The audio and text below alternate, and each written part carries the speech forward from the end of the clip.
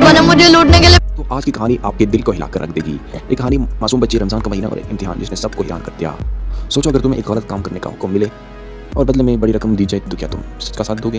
या बच्चा जो करने वाला था उसने सबको चुका दिया? आगे देखो, ऐसा मोड़ आने का आप जज्बाती हो जाएगी। पापा मैं तो रोजे से औरतों ने मेरे यहाँ काम करने के लिए क्यों बुला लिया? बेटा सामने तुझे जो ऑफिस देखा है वो मैडम बच्चे से बहुत प्यार करती है। तुझे कैसे भी करके मैडम के ऑफिस में घुस के मैडम को बेहोश करना है, फिर हम दोनों मिलकर ऑफिस को लूटेंगे। नहीं पापा मैं ऐसा नहीं करूँगा। 1 लाख रुपए तो मैंने ट्रांसफर कर दिए। नहीं करेगा? रुको 2 मिनट में कॉल करती हूँ। नहीं कर दूंगा। रुको बच्ची को क्यों मार रहे हो? अच्छे से काम कर ले वरना तुझे पैसे नहीं दूंगा। इतनी छोटी सी उम्र में इसे काम करा रहे हो और अब क्या कर रहे हो? मैडम सही करके काम नहीं कर रहा है ये। फिर भी तुम इतनी छोटी उम्र में इस बच्चे से काम नहीं करा सकते हो। बेटा इधर आओ, चलो मेरे साथ। इंतज़ार करो, देखो ये क्या कर रहा है। और माय गॉड, उसने सबको सामने से बोल दिया। बेटा तुम्हारा नाम क्या है और तुम कहाँ रहते हो? तुम बोल नहीं सकते?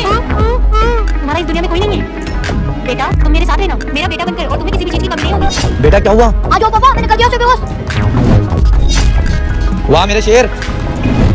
बुलाओ पुलिस को। मैं बोल सकता हूँ और मेरा रोजा है। मेरे पापा ने मुझे लूटने के लिए भेजा था और मैं इस रमजान के महीने में ऐसा गलत कदम कभी नहीं उठाऊंगा। दोस्तों, ये होती है असल ईमानदारी। रमज़ान में आजमाइश आती है, मगर जो सच पर कड़ा रहे वही असल हीरो होता है।